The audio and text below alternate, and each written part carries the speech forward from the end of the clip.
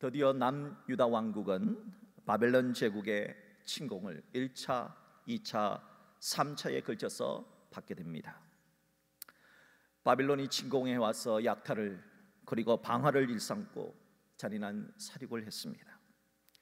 그리고 많은 백성들을 포로로 끌고 가는 멸망의 아픔이 있었습니다. 과연 하나님은 이스라엘을 완전히 버리신 것일까요? 아니면 왜 이런 일이 일어나게 되는 것일까요? 오늘 열왕기하 24장은 바벨론 침공이 일어난 하나님의 역사 섭리를 우리가 파악할 수가 있습니다. 남유다 왕국은 멸망 직전에 하나님의 마음을 시원케 해드린 왕이 한 명 있었습니다. 바로 요시야 왕입니다. 이 요시야 왕은 하나님의 마음을 그나마 시원케 해드렸지만은 22년 후에 바벨론 제국으로부터 남유다 왕국은 멸망을 당합니다. 왜냐하면은 남유다 왕국의 죄가 너무너무 깊었기 때문입니다. 그 22년 사이에 요시야 왕이 죽고 난 그 22년 사이에 4명의 왕이 등장을 합니다.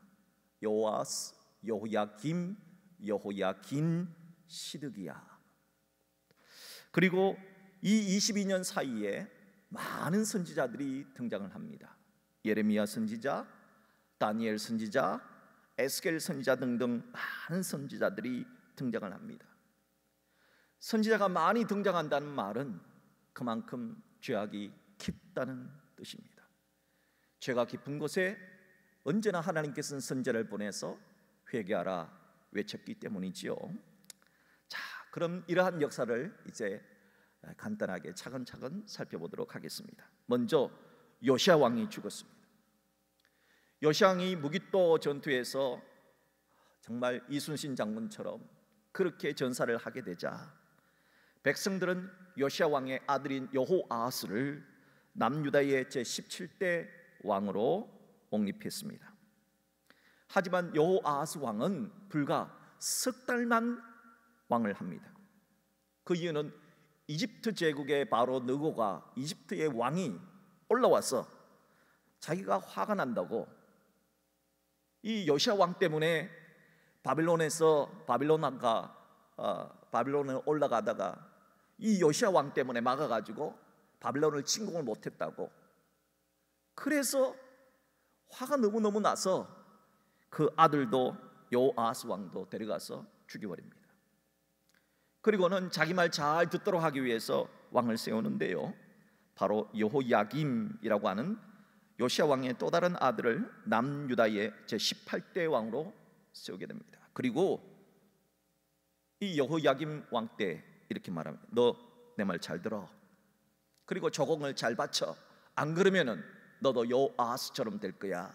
협박을 했습니다. 여호야김 왕은 참 힘들었습니다. 애굽에도 조공을 바쳐야 되고 또 저 북쪽에 있는 바빌론 제국에도 조공을 바쳐야만 했습니다.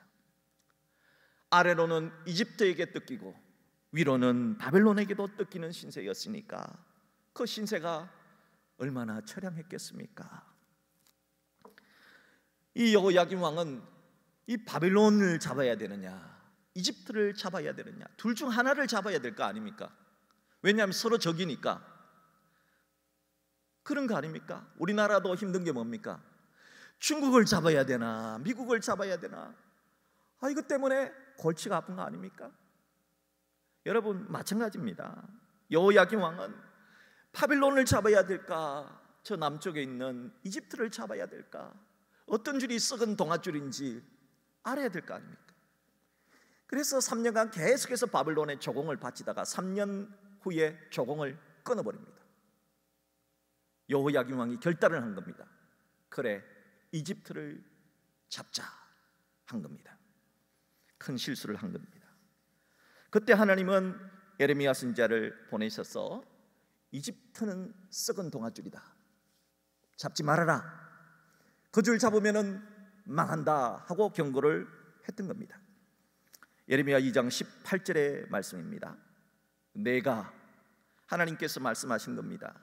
여호야김 왕께 내가 시올의 물을 마시려고 애굽으로 가는 길에 있으면 어찌 됨이며 너 왜 친애굽 정책을 펼치느냐? 또 내가 그 강물을 마시려고 아수르로 가는 길에 있으면 어찌 되느냐? 아수르는 이미 바빌론에서 패배한 나라입니다. 그런데요, 이 아수르가 바빌론에서 졌지만은 그래도 아수르 제국이잖아요. 제국의 찌꺼기지만은 그래도 나름대로 애굽하고 힘을 합쳐서 바빌론을 몰아내자 한 겁니다. 그래서 이집트가 어떻게 하든지 이 아수르의 잔당과 힘을 합쳐서 바빌론을 쳐들어가자 그렇게 했던 겁니다. 자, 그런데 바로 여호야김 왕이 그 이집트를 잡은 겁니다. 하나님께서는 여호야김 왕이 이집트를 잡을 줄 아시고 예레미야 선지자를 통해서 이집트를 잡지 마라, 그거 썩은 동아줄이다, 이렇게 경고를 한 겁니다. 여호야김 왕이 하나님의 말씀을 받았다면 얼마나 좋았을까요? 그런데 여호야김 왕은 하나님의 말씀을 무시해버립니다. 그리고 친애굽 정책을 펼치게 됩니다. 이걸 안 바벨론 왕 느부갓네살 왕은 이에 대한 대보복을 단행하게 됩니다. 신흥 강대국인 바벨론 제국의 느부갓네살 왕은 먼저 여호야김 왕이 잡았던 그 이집트라는 줄이 썩은 동아줄이라고 하는 것을 역사적으로 확실하게 보여주기 위해서 갈그미스 전쟁을 펼치게 됩니다. 그 유명한 갈그미스 전투는 BC 605년에 일어난 세계적인 전쟁입니다. 이 BC 605년에 바벨론 제국과 이집트가 갈그미스에서 전투가 벌어졌습니다. 그런데 이집트가 완전히 박살이 납니다. 이 전투 때문에 이집트는 완전히 대제국에서 완전히 조그마한 나라로, 힘없는 나라로 전락을 해버립니다. 본문 7절의 말씀을 보십시오. 본문 7절입니다. 애굽 왕이 다시는 그 나라에서 나오지 못하였으니 이는 바벨론 왕이 애굽 강에서부터 유브라테스 강까지 애굽 왕에게 속한 땅을 다 점령하였음이더라. 갈그미스 전투에서 여러분, 전쟁이 일어나면, 전쟁에서 패배하면요, 전쟁 배상금을 줘야 됩니다. 전쟁에서 치면 무조건 배상금을 주는데 어마어마한 배상금을 줘야 되는 겁니다. 여기 보니까 완전히 이집트가 차지한 모든 땅을 다 바벨론에게 내줬다. 그러면 완전히 패배했다는 겁니다. 이렇게 해서 바벨론 제국의 느부갓네살 왕은 남유다 왕국의 여호야김 왕에게 경고를 한 겁니다. 너가 잡은 줄은 썩은 동아줄이다. 두 번째, 드디어 침공을 하기 시작합니다. 바벨론 제1차 침공은 바로 이 갈그미스 전투 이후에 일어난 겁니다. BC 605년 남유다 왕국의 18대 왕인 여호야김 왕이 친애굽 정책을 펼친 것에 대해서 보복을 하기 위해서 온 겁니다. 그게 바로 본문 1절입니다. 본문 1절을 보세요. 여호야김 시대에 바벨론의 왕 느부갓네살이 올라오매 여호야김이 3년간 섬기다가 돌아서 그를 배반하였더니, 바벨론 왕은 바벨론을 배신한, 그리고 이집트를 선택한 유다 왕에게 확실한 대가를 치르게 했습니다. 그게 바로 바벨론의 1차 침공입니다. 이 1차 침공 때 다니엘과 그 세 친구들이 포로로 잡혀가게 된 것이지요. 자, 그러나 성경은 바빌론의 배신과 함께 또 다른 이유 하나를 더 듭니다. 왜 이렇게 바빌론 침공이 이루어지느냐, 그 이유를 이렇게 기록하고 있습니다. 본문 3절과 4절을 보십시오. 이 일이, 바벨론 침공한 이 일이 유다의 임함은 곧 여호와의 말씀대로 그들을 자기 앞에서 물리치고자 하심이니 이는 므낫세의 지은 모든 죄 때문이며 또 그가 무죄한 자의 피를 흘려 그의 피가 예루살렘에 가득하게 하였습니다. 죄 때문이라는 겁니다.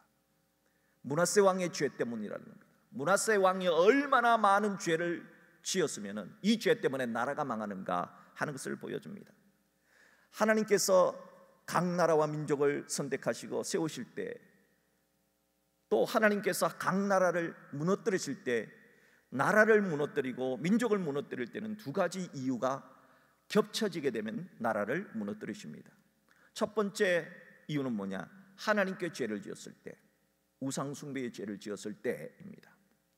두 번째 죄는 사람에게 죄를 지었을 때, 즉 불의, 무죄한 사람, 의인의 피가 그 땅에 많이 죄 없는 사람을 죽여서 그 피가 그 땅에 흐르게 되었을 때, 하나님께 죄, 사람에게 죄, 이 두 가지가 겹쳐질 때 하나님은 그 나라를 멸망시킵니다.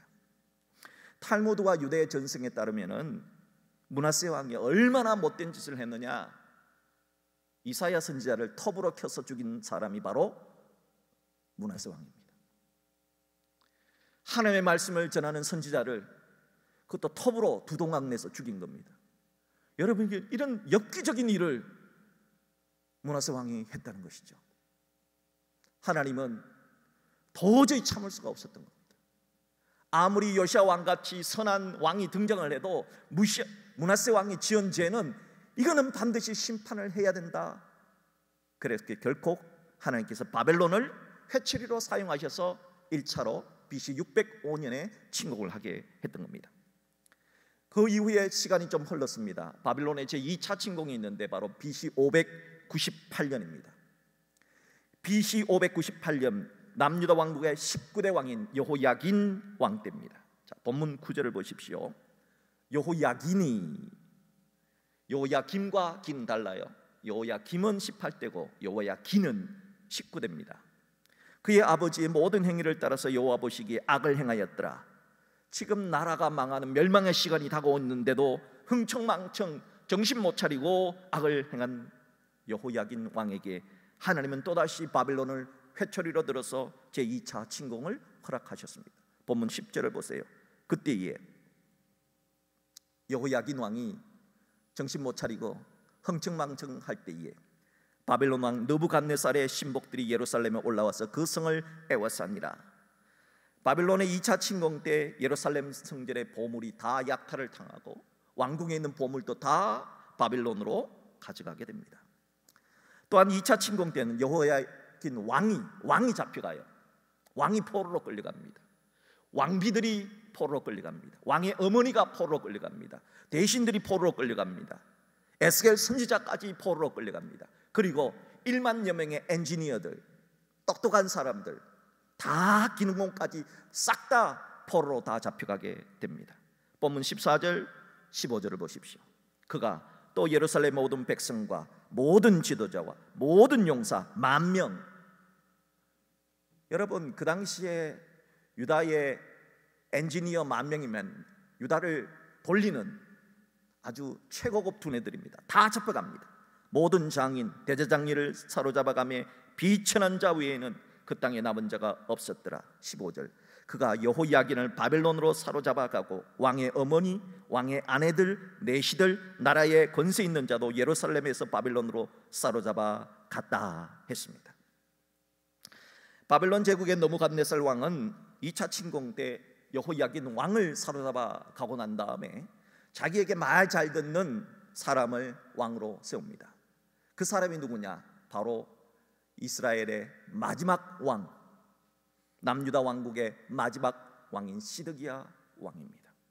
이 시드기야 왕은 본래 이름이 마따니아인데 바벨론식 이름으로 시드기야로 고쳐서 너는 바벨론 내 말 안 들으면 너 죽는다, 조공 잘 바치고 이렇게 하면서 또 갔다는 거예요. 자, 본문 17절을 보십시오. 바벨론 왕이 또 여호야긴의 숙부 마따니아를 대신하여 왕으로 삼고 그의 이름을 고쳤어. 바벨론식 이름으로 고쳐서 시드기야라고 하였더라. 시드기야 왕은 이렇게 하여 남유다의 마지막 20번째 왕으로 등극을 했습니다. 하나님은 과연 이렇게 남유다 왕국을 완전히 멸하신 것일까요? 아닙니다. 하나님은 왕이 잡혀가고 왕비도 잡혀가고 대신들도 잡혀가고 선지자도 잡혀가고 백성들도 바벨론으로 사로잡혀 가게 하셨지만은 에스겔 선지자를 통하여서 여기에 하나님의 깊은 뜻이 있다는 것을 가르쳐 주셨습니다. 에스겔 11장 6절에 이렇게 말씀하셨습니다. 에스겔 11장 6절입니다. 하나님은 내가 비록 그들을 멀리 이방인 가운데로 쫓아내어 바벨론으로 쫓아내어 여러 나라에 흩었으나 그들이 도달한 나라들에서 내가 잠깐 그들에게 성소가 되리라.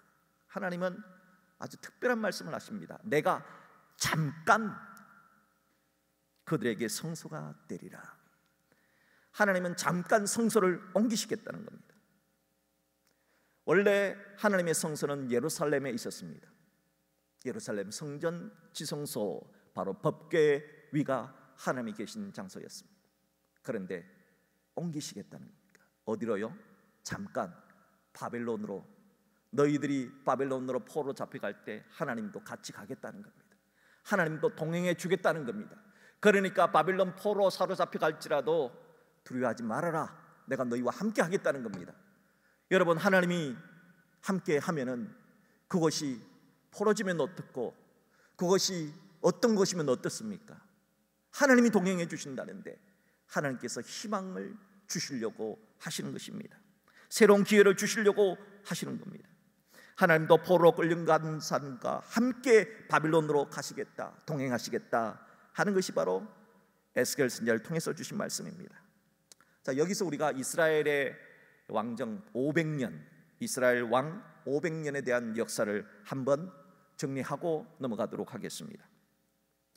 조병호 박사에 따르면 이스라엘 왕정 500년의 단계는 크게 3단계로 나누어질 수 있습니다. 우리가 잘 알듯이 이스라엘은 이제 사울, 다윗, 솔로몬 통일왕국 40년에서 120년의 세월을 흐릅니다. 그런 다음에 솔로몬이 죽고 난 다음에 이제 분열왕국이 되죠. 분열왕국이 되면서 북쪽 이스라엘은 이제 200년을 지내는 동안 19명의 왕을 맞이하게 됩니다. 그러니까 모두 다 여로보암의 길로 가서 결국은 BC 586년에 아수르 제국에서 멸망을 당하게 되지요. 반대로 남쪽 유다 왕국은 북이스라엘이 200년을 갔는데 남쪽 유다는 150년을 더 갑니다. 그러니까 350년을 이어져 내려가는 겁니다. 그러니까 통일왕국까지 하면은 전체적으로 470년, 즉 한 500년의 역사, 우리 조선의 역사와 비슷하다는 겁니다. 자, 이렇게 가는데 이 500년의 역사를, 이스라엘 왕 500년의 역사를 3단계로 구분을 해볼 수가 있다는 겁니다. 첫 번째 단계는 왕이 시작되면은 왕이 백성을 종으로 부리는 시대다 하는 겁니다. 사무엘상 8장 17절 18절의 말씀을 보십시오. 사무엘서에 보면 하나님께서 이스라엘 백성이 자꾸 왕 그러니까 왕이 다스리면 어떤 시대가 되는가를 말해 주셨습니다. 자, 이렇게 됩니다. 너희의 양떼 10분의 1을 거두어 가리니 너희가 그의 종이 왕의 종이 될 것이니라. 그날에 너희는 너희가 택한 왕으로 말미암아 부르짖되 그날에 여호와께서 너희에게 응답하지 아니하시리라. 너희들이 왕을 원했지, 원래 하나님은 하나님이 왕이기 때문에 인간 왕을 필요로 하지 않았습니다. 그런데 인간에게 왕 제도가 생긴 것은 사람들이 만든 제도거든요. 그래서 왕이 있는 것을 별로 좋아하지 않았습니다. 그러나 하나님께서 허락을 해 주셨습니다. 허락을 해 주셨지만 만약 너희들이 왕 밑에서 살게 되면은 모두 다 왕의 종이 될 것이다 예언을 했습니다. 그리고 왕 중에는 좋은 왕도 있지만은 아주 이상한 왕들이 너무 많다는 겁니다. 그래서 너희들이 왕 때문에, 하나님 왕 때문에 못 살겠습니다, 뭐 이딴 소리 하지 말라는 겁니다. 그 얘기를 똑바로 박아 놓은 것이 바로 사무엘 선지자를 통해서 주신 첫 번째 왕정 1단계입니다. 왕정 2단계는 어떤 단계냐? 이사야 선지자에 의해서 이제 중간 평가를 하시는데 북왕국은 망하고 남유다 왕국만 남기겠다는 겁니다. 이사야 10장 24절입니다. 그러므로 주 만군의 여호와께서 이르시되 시온에 거주하는 내 백성들아, 아수르가 애굽이 한 것처럼 막대기로 너를 때리며 몽둥이를 들어 너를 칠지라도 그를 두려워하지 말아라. 하나님은 북왕국을 아수르 제국이라고 하는 몽둥이를 들어서 BC 586년에 다 멸망을 시킨다. BC 722년에 다 멸망을 시킨다. 죄송합니다. 연도가 BC 722년입니다. 722년 586년은 남유다 왕국의 멸망이죠.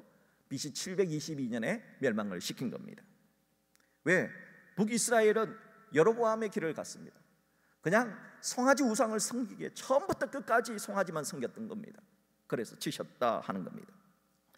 마지막 이스라엘 왕정의 3단계의 평가는 예레미야 선지자에 의해서 왕정을 평가를 합니다. 하나님께서는 레위기에 기록됐는데도 제사장 나라를 삼으시기 위해서 남유다 왕국까지 멸망시킨다. 바벨론을 들어서 BC 586년에 남유다도 멸망시킨다 하는 겁니다. 그리고 바벨론을 70년 섬기게 될 것이다 하는 겁니다. 예레미야 25장 11절의 말씀입니다. 이 모든 땅이 폐허가 되어 놀랄 일이 될 것이며 이 민족들은 70년 동안 바벨론의 왕을 섬기리라 했습니다. 그러니까 하나님은 지금 예언하신 대로 그대로 지금 역사를 움직이시고 섭리하시는 것이지 하나님이 우발적으로 역사를 움직이시지는 않는다는 것이죠. 하나님께서는 선지자 예레미야를 통해서 하신 말씀처럼 남유다를 멸망시켰고 바벨론 포로 70년 시대를 여셨습니다. 자, 그러나 하나님께서는 남유다가 멸망을 할지라도 영원한 멸망이 아니다. 절망하지 말라 하십니다. 이것이 뭐라 그래요? 징계가 잠깐의 징계라 하시는 것입니다. 자, 왜 바벨론으로 끌려가도 괜찮으냐? 우리가 다음 주에 마지막 열왕기하 25장의 말씀을 보면 알게 되겠지만 하나님께서는 70년 포로가 끝난 다음에 어떻게 하시느냐? 다시 되돌아오게 하시기 때문입니다. 그러니까 70년 동안 바벨론에서 훈련 받으라는 겁니다. 하나님께서 이스라엘 백성들이 출애굽을 한 다음에 바로 이스라엘로 들어가지 않았죠. 훈련을 시켰죠. 광야에서 몇 년 시켰습니까? 40년. 왜 바로 들어가지 않았습니까? 하나님께서는 어떤 것을 주실 때, 귀한 것을 주실 때는요, 귀한 것은요, 귀하게 받으려면요 고생을 한 다음에 받아야지 귀한 줄 알아요. 그냥 주면요 귀한 줄 몰라요. 그래서 훈련을 반드시 시키는 거예요. 그게 바로 광야 40년 훈련입니다. 이스라엘 백성들이 지금 큰 잘못을 했습니다. 나라가 북왕국이 망하고 남유다가 망했어요. 그런데 금방 또 회개시켜주면 어떡합니까? 감사한 줄 몰라요. 그래서 하나님께서는 70년 광야 훈련처럼 70년이라고 하는 기간을 훈련을 받게 하셔서 새로운 기회를 주신다 하는 겁니다. 그러니까 바빌론 포로 70년은 새로운 기회를 얻기 위한 하나의 훈련 시간이었다 이렇게 보는 겁니다. 그래서 하나님은 에스겔서를 통해서 남유다 왕국이 망할 때 하나의 환상을 보여주시는데요, 하나님이 예루살렘 성전에서 떠나시는 환상을 보여주는 겁니다. 하나님이 예루살렘 성전의 지성소에서 떠나십니다. 법궤가 떠났습니다. 성전 문지방을 지나서 예루살렘을 지나서 저 멀리 갈대아 땅으로 가시는 환상을 보여주시는 겁니다. 하나님이 이렇게 바빌론 땅으로 가시는 이유는 안 가도 되잖아요. 하나님이 너희들끼리 그냥 고생해라 이렇게 해도 되잖아요. 하나님은 우리끼리 보내지 않는다는 겁니다. 왜요? 여인이 어찌 그 젖먹는 자식을 잊을 수 있겠으며, 하나님인데 하나님이 우리 고생시킬 때 너희들만 고생하라고 하는 것이 아니라 하나님이 우리와 함께 고생하시겠다는 겁니다. 이게 멋진 겁니다. 이게 멋진 거예요. 중국에 이제 모태똥이라고 하는 사람 잘 아시죠? 모태똥이 왜 중국 사람들한테 그렇게 인기가 있느냐? 그랬더니 중국 사람들이 그래요. 모태똥은 우리와 함께 먹고 함께 자고 함께 고생했다는 거예요. 다른 사람은 다른 지도자들은 자기들은 잘 먹고 백성들은 굶겼잖아요. 모태똥은 안 그랬다는 겁니다. 굶을 때 같이 굶었다는 겁니다. 그러니까 백성들이 존경을 했다는 겁니다. 여러분, 다윗이 왜 다윗을 따라다녔던 400명의 사람들은 다윗과 함께 생사고락을 같이 했느냐? 그들과 같이 살았거든. 따르게 하지 않았습니다. 어떤 선교사로부터 이런 얘기를 들었습니다. 미얀마에 예전에 사이클론이 와서 엄청나게 많은 사람들이 10몇만 명이 죽는 놀라운 일이 있었습니다. 그때 사이클론이 다가왔을 때 선교사들이 그것을 떠났어요. 피했습니다. 당연히 선교사들이 자기 생명을 위해서 떠났겠지요. 이해가 됩니다. 근데 돌아왔더니 미얀마 사람들이 뭐라고 얘기한 줄 아십니까? 우리가 힘들고 우리가 죽을 때 당신은 어디 있었냐고. 선교가 다 실패로 끝났습니다. 그때 미얀마를 떠났던 수많은 사람들이 후회를 했습니다. 내가 힘들어도 같이 있었을 걸. 그렇게 한탄하시는 선교사님의 얘기를 들은 적이 있습니다. 하나님은 이스라엘 백성들만 바벨론의 포로 70년 훈련해라 내보내신 것이 아니고 함께, 내가 너희들과 함께 해주겠다 하는 겁니다. 사랑하는 성도 여러분, 지금 고난 중에 계십니까? 지금 훈련 중에 계십니까? 하나님 여러분과 함께 하신다는 것을 믿으시기 바랍니다. 하나님 여러분 혼자 내버려 두지 않습니다. 하나님은 바벨론까지 함께 가셔서 그들과 함께 동행해 주신 것처럼 여러분이 힘들고 어려울 때 함께 힘들어 해주고 여러분이 슬퍼할 때 함께 울어주시는 분이 하나님이다 하는 것 잊지 마시기를 바랍니다.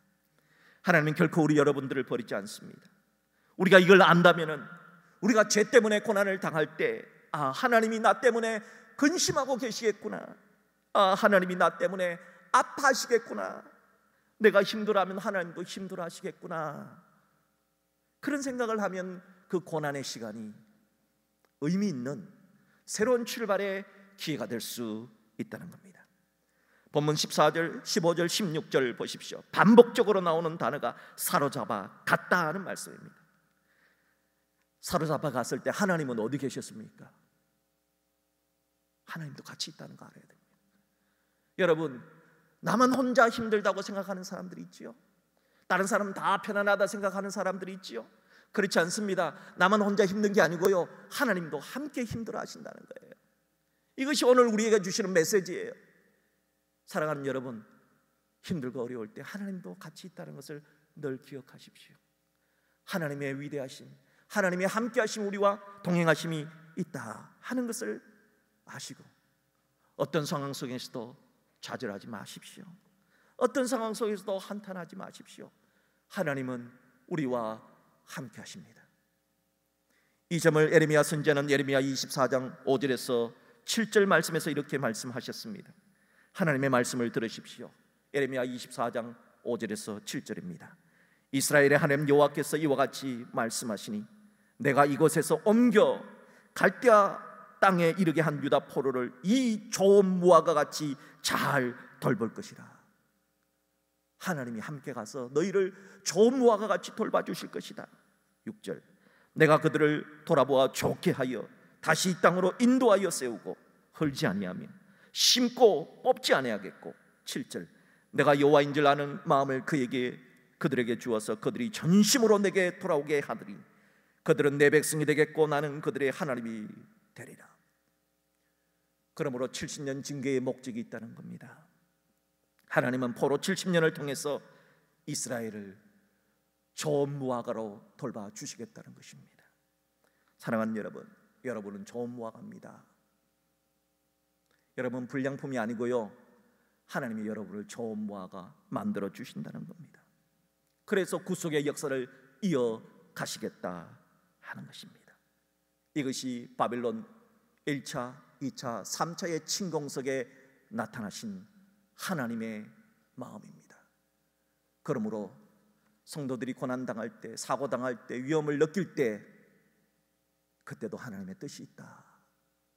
내가 잘 모르지만 하나님이 함께 아파하시는구나. 그런 생각 속에서 힘내시고 다시 한번 또 힘내시고 다시 한번 또 힘내실 수 있기를 주의 이름으로 축복합니다.